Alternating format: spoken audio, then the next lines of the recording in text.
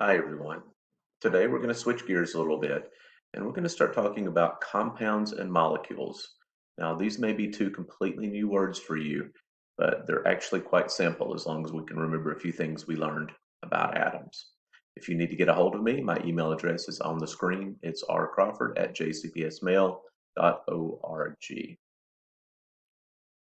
The first place that we need to begin is the idea that atoms can push and pull on each other. In other words, we need to think about how does that happen and what are we going to call it. So when atoms pull on each other and hold on to each other, like you would find in many objects, they're held together by something called a chemical bond. And my definition for a chemical bond is going to be a force of attraction that joins atoms together and holds them in place. So remember we said that atoms can act like tiny magnets? Well, a chemical bond is an example of atoms acting like tiny magnets. So we have chemical bonds, these forces that can allow some atoms to join with other atoms and hold on to each other and essentially form new types of particles. So we know that elements are the simplest substances, and we've looked at the periodic table, and we know that we have lots of different kinds of simple substances or elements out there. And so, what I want you to start thinking about is like that the fact that those elements can combine and be made into new substances. And this is not news for us. So, for example, if I were to take some hydrogen and I were to chemically bond it to some oxygen, we could end up with H2O, right? So some hydrogen gas and some oxygen gas, if they chemically combined, we would have a new substance. And so that's what a compound is. A compound is any time that two or more elements join together and are chemically bonded together.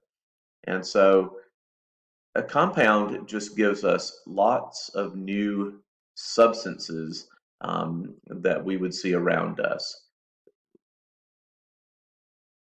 And there are millions and millions of these substances in the world around us every day. Just elements chemically bonded together to join and form a compound.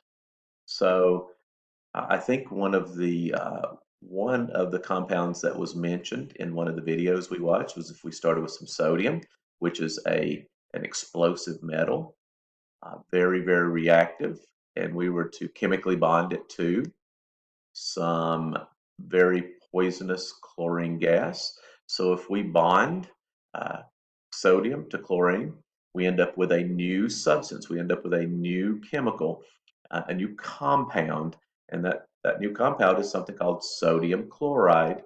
And sodium chloride is just table salt. Okay, so it is important to remember that when we make new compounds, we always end up with substances that have new properties. So, I mean, clearly, sodium is a metal and it's very explosive. We have a very poisonous yellow gas, but when we combine them together, we end up with something that is white and really just tasty on our food. So let's take a look at this one more word. So we know that atoms are the smallest piece of an element. So really, we're going to talk about something called molecules. Molecules are the smallest piece of a compound. So an atom is the smallest piece of an element. A molecule is the smallest piece of a compound. So how do we end up with a molecule? So we're going to look a little bit deeper at joining these elements together, and we're going to do so by even joining the atoms. So if I were to start out with one oxygen atom, so I have an oxygen atom, and I'm going to go ahead and grab a chemical bond.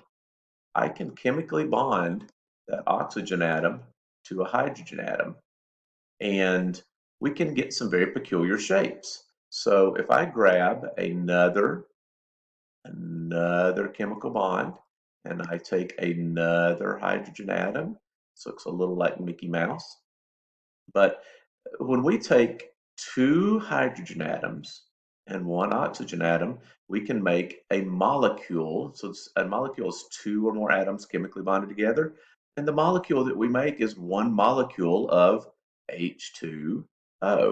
1 molecule of water. So a molecule is just a new particle that's formed anytime 2 or more atoms are chemically bonded together. And remember, chemically bonded just means they're held together by this invisible force of attraction.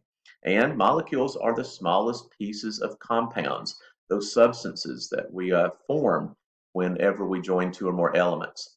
So if we were to take that same oxygen atom and we were to chemically bond it, grab a chemical bond. If we were to chemically bond it to, let's chemically bond it to 1 carbon atom. And then just for fun, let's grab another chemical bond. And let's grab another oxygen atom. Okay. So we could create a new molecule.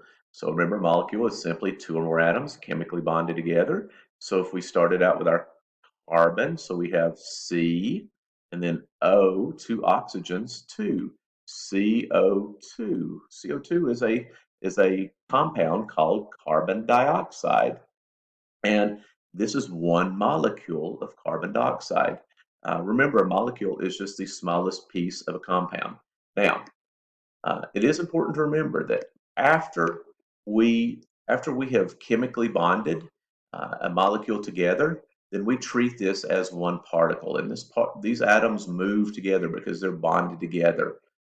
And so, they started out as individual particles of an element, those atoms, but once we join them, then they become 1 molecule. And molecules are completely separate particles because they are bonded together. All right. So I think that's probably going to do it for today, guys. We're already at 7 minutes. I hope you have a great day. We're going to talk a little bit more about compounds and molecules in the coming days. Thanks. Goodbye.